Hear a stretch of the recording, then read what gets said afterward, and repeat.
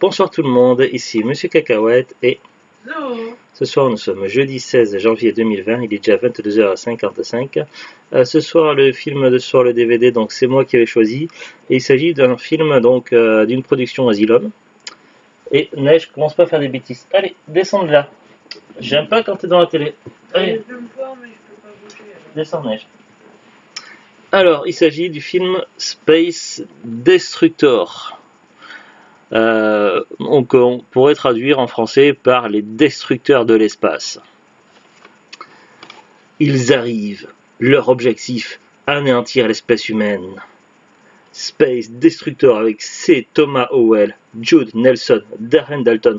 Alors C. Thomas Howell, c'est un nom qui peut vous dire quelque chose, tout simplement parce que ce nom d'acteur, et pas que seulement acteur, je crois qu'il est des fois réalisateur. Il est là dans quasiment toutes les productions Asylum, on voit toujours afficher ce C. Thomas Howell, et également dans beaucoup de films de série B. Ils nous disent également une armée de robots géants pour détruire le monde. Alors là, il s'agit d'un fourreau, sinon en tout, c'est pareil. Alors en fait, ça cache ce titre-là, c'est le titre de l'édition DVD. Évidemment, le titre d'origine, ça s'appelle pas Space Destructor. Le titre de base en VF, c'était Et la Terre s'arrêta. Alors ça peut vous paraître quelque chose, vous dire quelque chose, parce qu'il y a un autre film qui s'appelle assez proche de ça, ça s'appelle Le jour où la Terre s'arrêta, un film avec Keanu Reeves, et tout simplement parce que c'est la version Asylum du jour où la Terre s'arrêta, donc c'est leur propre version à eux. Donc c'est vrai que c'est une habitude des productions Asylum, c'est d'imiter souvent les blockbusters américains, mais pas toujours, ils ont également des productions originales, je tiens à les rappeler, je pense notamment à Mega Piranha, Sharknado et compagnie, Z-Nation, qui sont des... non, Z-Nation, ça c'est une imitation de Walking Dead, mais qui a réussi à trouver sa propre voie. Enfin bref, donc je vais vous lire le synopsis du film. De la science-fiction dans la tradition d'Independence Day et de Transformers. Alors d'Independence Day, ouais, pas trop, non. Les Transformers, pas du tout en fait. Là c'est déjà des conneries écrites au dos. Alors, des milliers de robots géants jaillissent soudain des profondeurs de l'espace. Ah bon, parce que l'espace c'est de l'eau en fait. Bon, bref, encore une connerie que je lis. Postés au cœur des grandes villes et des régions stratégiques, ils attendent. Mais quoi? Alors que leur puissance de feu leur vaudrait une victoire aussi rapide qu'écrasante. Neige, arrête, c'est chiant. Sur quoi je suis en train de lire? Elle fait ses griffes sur mon fauteuil, Neige. C'est chiant. Un ordre, tout simplement. L'ordre de détruire toute trace de l'homme sur Terre si celui-ci ne fait pas rapidement preuve de sa capacité à respecter un traité de paix universel. Non, c'est pas du tout ça en fait. Là encore, c'est des conneries. En fait, c'est un petit peu comme si l'humanité était dans une évaluation en fait, et il faut que l'humanité prouve qu'il y a quelque chose en fait. Ça fait penser un petit peu au cinquième élément où vers la fin du film, Lilou qui demande à Corbin Dallas pourquoi elle sauverait la Terre, qu'est-ce qui vaut, parce qu'elle a vu des images de guerre et d'atrocités, de génocide et autres, et elle demande donc pour quelle raison elle sauverait l'humanité. Et ça fait penser un petit peu à ça également, donc une ambassadrice du peuple extraterrestre qui est là pour avec l'armée de robots géants, et qui attend donc une preuve comme quoi l'humanité vaut la peine d'être sauvée, de ne pas détruite. Ça rappelle un petit peu sur le cinquième élément, sous une certaine façon. Mais aucun rapport avec un traité de paix universel, ça c'est des conneries qui est écrit au dos. Alors pour chasser, deux émissaires extraterrestres se chargent de mesurer la bonne volonté toute relative des gouvernements. Pour chasser, oui un petit peu au début, mais il reste plus très longtemps pour chasser en fait. Ouais. Alors ils nous disent après également, ponctué de scènes qui rendent hommage au grand classique de la science-fiction, Le jour où la Terre s'arrêta. Ben oui, forcément que ça rappelle Le jour où la Terre s'arrêta, puisque c'est la version Asylum de Le jour où la Terre s'arrêta. Life Force, alors Life Force, je connais le nom, mais ça me dit rien du tout. Je crois que c'est un film que j'avais dû voir il y a longtemps, mais je m'en souviens plus. Space Destructor marque le genre par l'ampleur de son scénario, les enjeux considérables et une action menée tambour battant. Le film, franchement, j'ai plutôt bien aimé, mais une action menée tambour battant, de l'action, on n'a pas tant que ça quand même. Donc, menée tambour battant, non. Si on veut de l'action menée tambour battant, il faut plus voir sur les gros films, les gros blockbusters américains où ça pète dans tous les sens, style du Die Hard ou autre. Mais là, non. ou des films d'action des années 90 avec Sylvester Stallone et Schwarzenegger, quoi. Donc là, on peut pas parler de action menée tambour battant. Ensuite, il est également porté par des comédiens convaincants tels que C. Thomas Howell, là, qui a fait les jeux dans La Guerre des Mondes, Hitcher, et Jude Nelson, New Jack City, ainsi que par des effets spéciaux grandioses. Le film réserve plus d'une surprise. Bon, évidemment, ils ont cherché à mettre le film en valeur avec ce qui est écrit au dos, seulement on n'a pas l'impression qu'ils ont vraiment vu le film, ou alors ils ont brodé autour et écrit des conneries pour essayer de survendre le film. Alors évidemment, avec une production Asylum qui n'a pas le budget d'un blockbuster hollywoodien, on n'est pas sur du budget à gros cinéma de films qui passent au cinéma, on est plutôt sur du budget de films de série B qu'on peut voir à la télévision, style sur des chaînes comme Sci-Fi et compagnie. Néanmoins, il y a films de série B et série B. On a vu pas mal de films Asylum avec Zulut et franchement, je trouve, on s'attendait à un nanar et je trouve que le film tient plus du film de série B convaincant que du nanar en fait. C'est vraiment pas c'est pas le genre de film Asylum où on rigole par le manque, par la mauvaise réalisation ou le jeu des acteurs atroces. Là, on est loin de ça en fait. Le jeu des acteurs est relativement convaincant. Le doublage français est pas trop mauvais. Et heureusement d'ailleurs, puisqu'on n'a pas de choix de langue, on est obligé de le voir en VF, donc il n'y a pas de piste VOSTFR. Donc le doublage français est plutôt pas mal. Le jeu des acteurs est pas trop mal aussi. Les effets spéciaux est vraiment pas mal. Alors ça dépend de quels effets spéciaux. Donc par exemple les effets spéciaux des pouvoirs des extraterrestres, tout ça. Donc là je les ai trouvés vraiment pas mal. On est sur pas sur du haut du gamme en effets spéciaux, faut pas abuser non plus, mais par rapport à d'autres films Asylum, on est vraiment sur de la qualité plutôt pas mal au niveau des effets spéciaux. Les seuls effets spéciaux qui sont pas top, pas terribles, c'est plutôt quand on voit les gros robots géants, tout ça. Donc là, évidemment, on est vraiment sur des effets spéciaux bas de gamme. Mais sinon, quand les extraterrestres utilisent des pouvoirs, que ce soit pour étourdir les soldats humains ou pour des pouvoirs de soins ou autres, là, on est vraiment sur du niveau vraiment pas mal du tout. Alors maintenant on va parler donc ça c'est du global, donc c'était plutôt une agréable surprise. Là on va passer sur le scénario, donc pour expliquer un petit peu le délire. Donc bon évidemment dès le début du film on sait que c'est du Asylum, donc c'est marqué tout ça, donc ça évidemment c'est comme d'habitude. Ensuite donc c'est vrai qu'une une des habitudes des productions Asylum c'est d'engager soit des jolies jeunes femmes, soit soit de montrer des femmes peu vêtues. Évidemment, à la première scène du film, on voit une femme toute nue marcher dans les bois. Donc voilà, ouais. Bon, c'est un petit peu la touche Asylum, donc la touch Asylum, si on peut dire. Bon, après, on comprend vite ce qu'elle fait dans les bois, en fait. Donc, puis on a un petit speech, je crois qu'on a un petit résumé vite fait. Mais puis c'est expliqué également par les militaires qui discutent entre eux, tout ça. Bon après il y a des scènes qui sont pas très utiles comme la scène où il y a un militaire qui prend plus de temps parce qu'il part faire pipi tout ça bon parce qu'il a bu beaucoup de bière donc c'était pas forcément voilà ils auraient pu passer peut-être cette scène un peu plus vite. Bon après ça a été fait cette scène là pour justifier comme quoi lui et son pote arrivent en retard et qui tombe sur l'une des deux extraterrestres donc ça justifie le scénario mais bon c'est ça casse pas des briques quoi mais c'est drôle quand même. Sinon donc pour expliquer donc il y a donc des robots qui sont arrivés un peu partout à des coins stratégiques dans différents pays, plusieurs aux États-Unis, en France, je crois que c'était à Paris. Des robots géants, donc exactement, donc c'est assez similaire à Le jour où la Terre s'arrêta avec Keanu Reeves, pour ceux qui ont vu le film. Et il y a également une navette qui a atterri contenant deux extraterrestres qui se baladent tout nus, donc un homme et une femme, donc ils ont l'apparence physique d'humains. Un corps humanoïde, après c'est le reste qui diffère au niveau de l'esprit, des capacités, tout ça qui diffère. Et donc on ne sait pas trop ce qu'ils font dans les bois et les militaires cherchent à les attraper pour, je sais pas, les interroger, avoir des explications, comprendre un peu ce qui se passe et savoir à quelle sauce ils vont être cueillis parce que le truc c'est que ces fameux robots géants qui sont apparus un peu partout, il y en a en tout 666.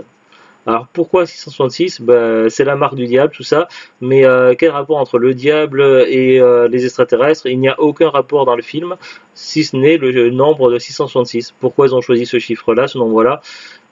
Franchement, je sais pas, certainement un délire bien chelou, connu seulement des responsables de chez Asylum, il n'y a qu'eux qui savent pourquoi, mais bon. pourquoi pas, mais bon, ça n'a strictement aucun sens dans l'histoire. Après, évidemment, on est sur la science-fiction, donc bah, pourquoi pas, à ce moment-là, on peut mettre tout et n'importe quoi si on veut. Donc, bon, faut pas non plus déconner, faut que ça ait un sens. Mais bon, là, dans l'occurrence, le nombre de robots, à la limite, on s'en fiche. Donc, pour dire, il y en a beaucoup, il y en a beaucoup. Donc, voilà. Donc, le problème, c'est que ben, ça inquiète. Donc, la population panique, fait des conneries, tout ça. Il y a des problèmes d'émeutes, de gens qui se réfugient, tout ça. Donc, il y a des soucis.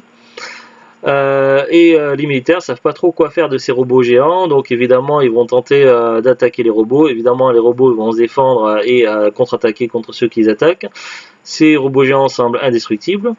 Le problème c'est qu'à force de faire n'importe quoi, ça va finir par déclencher un processus, une sorte de compte à rebours, et si à la fin du compte à rebours, donc les humains n'ont pas montré que ça vaut le coup de les laisser en vie, de sauver l'humanité, et bien l'humanité va s'éteindre lorsque le soleil va se coucher tout simplement.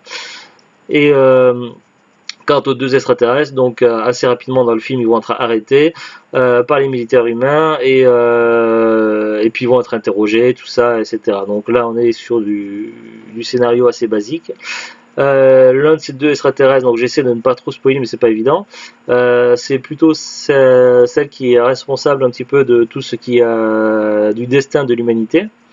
C'est en gros c'est elle qu'il faut convaincre et elle va se lier d'une certaine façon d'amitié avec l'un des militaires.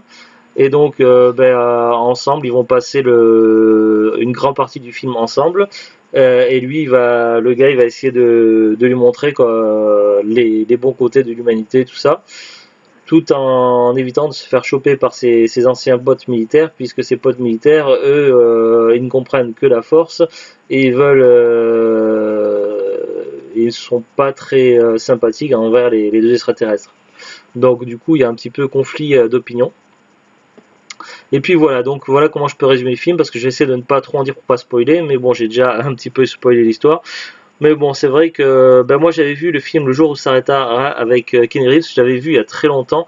Je crois que mon père avait un DVD que je lui avais emprunté une fois, j'avais regardé. Je me souviens vraiment plus, je me souviens vite fait des grandes lignes du film avec Keanu Reeves. Et je l'avais trouvé assez ennuyeux, j'avais pas accroché, je m'étais ennuyé dessus. Je m'attendais pas à quelque chose d'extraordinaire de ce film-là, donc je savais que c'était du Asylum, je m'attendais plus à du série B, limite où on pourrait rire en regardant tout ça. Finalement, j'ai plutôt été touché par ce film. Il y avait un côté poétique, les scènes étaient pas mal, le jeu des acteurs était pas trop mauvais, les effets spéciaux n'étaient pas trop mauvais non plus. Ma foi, le film, j'ai trouvé plutôt assez bon. Alors on n'est pas sur du gros film, mais pour du série B, j'ai trouvé plutôt assez bon et assez correct. Et ma foi, j'ai plutôt passé un bon moment dessus. Après, j'ai trouvé sur la fin que le film s'est tiré un petit peu en longueur sur la fin, je commençais à avoir du mal. Alors je sais pas combien disent la durée du film, 1h29. 1h29, mais je sais pas, vraiment le dernier quart d'heure du film, j'avais du mal à tenir. Voilà, je trouvais que ça s'est tiré un peu en longueur. Mais bon, voilà, sinon le film était plutôt sympathique. Voilà. Je sais pas si. Est-ce que tu as quelque chose à rajouter dessus, Non, Zulut? c'était assez plaisant. Ouais, Zulut a aussi bien aimé. Tu t'attendais aussi à complètement autre chose de la part d'une production Zilum? Je m'attends jamais à rien, Asylum. Ouais, mais en général, on s'attend à quelque chose à des effets spéciaux un petit peu limite qui font rire ou quelque chose comme Oui, ça, voilà. ou un jeu d'acteurs ou des doublages assez pittoresques, quoi. Et finalement, c'était plutôt une agréable surprise, hein. Ouais, mais c'est pas le premier, Asylum. Ouais, c'est pas le premier qui nous surprend comme ça, ouais. Ouais. Donc voilà, donc maintenant on va regarder un petit peu ce qui se passe sur les fiches Wikipédia et autres. Et j'ai envie de jeter un coup d'œil pour la curiosité sur la fiche Wikipédia de C. Thomas Well, parce que c'est un nom qui revient de manière très récurrente chez Asylum, et apparemment il n'a pas fait que du Asylum. Alors déjà donc sur IMDB, donc le film, donc le nom d'origine c'est en anglais c'est The Day the Earth Stopped. En français il est connu sous Et la Terre s'arrêta, ou alors sous le titre du DVD donc Space Destructor. Donc c'est assez fréquent que les titres DVD ne ressemblent pas au titre d'origine ou au titre français de base, parce que c'est sorti à la télé ou quoi. Film de 2008. Alors après sur Wikipédia, donc on le trouve sous le nom anglais, on ne le trouve pas sous le nom français, on le trouve sous le nom anglais, donc sous le nom The Day the Earth Stopped. Ils nous disent c'est un film américain de science-fiction, c'est un mockbuster. Donc mockbuster c'est un nom inventé donc pour les productions Asylum. Donc je clique sur mockbuster, donc ils nous disent par analogie à blockbuster désigne dans le cinéma une réalisation plus ou moins plagiée sur une œuvre à gros budget, en général directement écoulée en vidéo.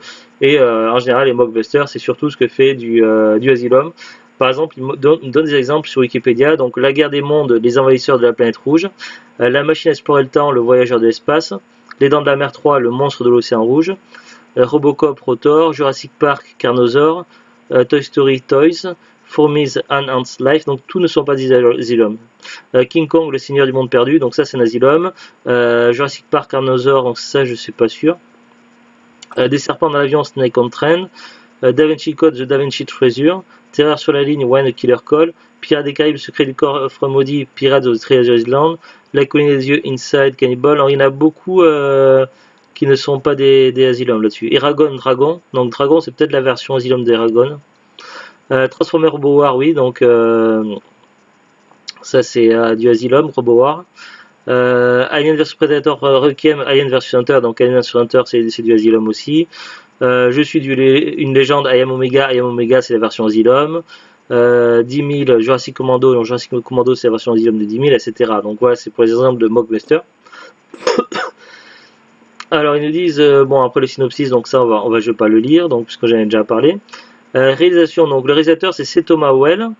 Et il est également acteur, donc c'est celui qui joue Josh Myron. Donc il joue un des personnages principaux. Le militaire sympathique qui est avec l'extraterrestre, et il est également réalisateur. Donc c'est vrai qu'il est souvent réalisateur et acteur. Alors, au niveau de sa filmographie, donc il marque partiel, donc c'est pas complet sur Wikipédia. Donc on a E.T. l'extraterrestre, Outsider, Grand View, L'Aube Rouge, Tank, Secret Admirer, Hitcher, Soulman, Toscini. Ouais, il y a pas grand chose quoi. The Amazing Spider-Man, elle joue dedans, The Days of the Storper, l'attaque de nos tueurs. Après à la télévision, donc ils mettent The Punisher, Castle, ouais, il y a rien sur la fiche Wikipédia. Si je vais, alors, sur IMDB, donc je retourne sur la fiche. C'est Thomas Howell. Tu es où, c'est Thomas Howell? Ici. Hop. Voilà, normalement la fiche IMDB est beaucoup plus intéressante. Alors ils disent qu'en tant qu'acteur 215 crédits, donc il a joué 115 fois en tant qu'acteur. Donc acteur ça comprend que ce soit télé, cinéma ou série télé. Et en tant que réalisateur, donc si je descends, en tant que producteur, donc il est 8 fois en tant que producteur, 7 fois en tant que réalisateur. Voilà, donc après je vais regarder à fin 90 début 2000 pour essayer de voir un petit peu les Asylum. Les Asylum ça commençait plus fin 90 et début 2000, donc on va y voir.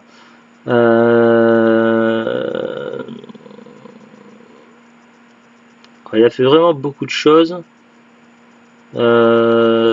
J'essaie de reconnaître des titres. Alors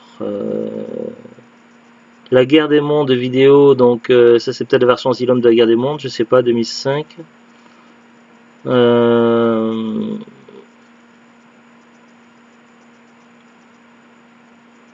War of the World, Finale et Invasion, ça c'est un Asylum également. The Day of the Earth Stopped, c'est un Asylum.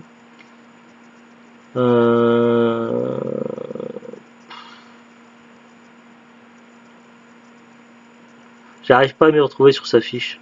J'arrive pas à m'y retrouver, mais je sais qu'il a fait beaucoup d'Asylum. Il y a trop de trucs. Il y a trop de trucs, mais c'est un nom d'acteur et réalisateur qui revient très souvent. Bref. Sinon, donc, qu'est-ce que je peux dire par rapport au DVD? Alors, le DVD, donc, nous, on l'avait acheté sur Pressmister, donc c'était avant que ça s'appelle Rakuten. Je sais plus combien j'ai payé, mais j'ai pas payé cher. En général, les DVD, quand j'achète sur internet, j'achète à des prix relativement bas. J'essaie de ne pas mettre trop d'argent parce que voilà, j'ai pas forcément plus les moyens. Et puis les Asylum ont fait la collection, donc on les achète au fur et à mesure en fonction des prix évidemment. Si un Asylum est un peu trop cher, on va aller plutôt vers un autre. Enfin voilà, c'est en fonction un petit peu de nos trouvailles. Il nous en manque plus énormément dans ceux qui sont sortis en VFD Asylum. Sur Amazon, donc le DVD il n'est plus vendu par Amazon, le site lui-même, c'est vendu uniquement par des revendeurs, des particuliers, des vendeurs pro. Si on va sur du Amazon, donc par vendeur pro particulier, donc il faut compter minimum 1,90 € vendu neuf par Dragon Shop DVD, avec 2,89 € de frais de port. A savoir que le DVD est également compris dans des coffrets, donc il y a un coffret science-fiction qui comprend sur Amazon donc Atlantis Down, Alien Armageddon, Fireball, Space Destructor. Là il faut compter minimum 10 € pour le coffret de 4 DVD avec 2,80 € de frais de port. Il y a un autre coffret avec 3 films, donc avec Terminator avec un S, donc c'est la version Asylum de Terminator, Dragon Fury et Space Destructor. Donc là il faut compter minimum 1,45 € avec 2,99 € de frais de port sur Amazon.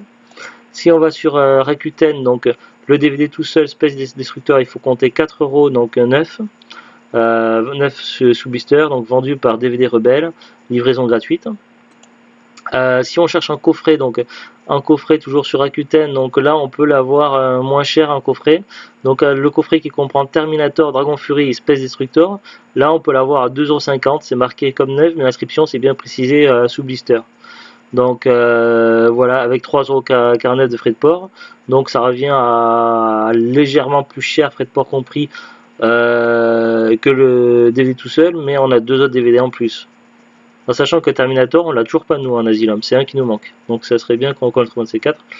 Il y a également sur Rakuten le coffret qui contient 4 films, Atlantis Down, Alien Armageddon, Fireball et Space Destructor. Là le coffret donc de 4 films il est vendu 5,25 € par La Moutarderie avec 3,49 € de frais de port. Donc voilà un petit peu pour les disponibilités. Après les Asylum c'est des DVD qui sont généralement pas très durs à trouver, donc j'ai pas regardé sur tout internet, mais bon si vous allez sur d'autres sites internet, si le Bon Coin, eBay, tout ça, je pense que vous ne devrez pas trop galérer à le trouver pas trop cher. Également c'est le genre de film qui peut se trouver assez facilement dans les magasins cash, tout simplement parce que c'est des films de série B de science-fiction qui en général les gens ils regardent une fois et puis après ils les revendent, donc ça à moins que les gens les collectionnent. Donc nous c'est notre cas, on collectionne tout ce qui est Asylum, donc on va le garder pour la collection. Mais bon, c'est le genre de DVD que je pense qu'on peut trouver assez facilement sur le marché d'occasion, que ce soit dans les magasins cash ou en brocante. Ça doit pas être trop dur de le trouver à pas cher, à 1 €, je pense, avec un coup de chance. Voilà. Après les coffrets c'est déjà plus difficile. Les coffrets en général on les trouve, ça se trouve pas quoi. Mais à l'unité, comme ça vous devrez pouvoir le trouver d'occasion à 1 € je pense. Voilà. Bah, c'est tout, donc sur ce, donc on vous souhaite une très très bonne soirée, on vous dit un beau week-end à venir aussi, et au revoir.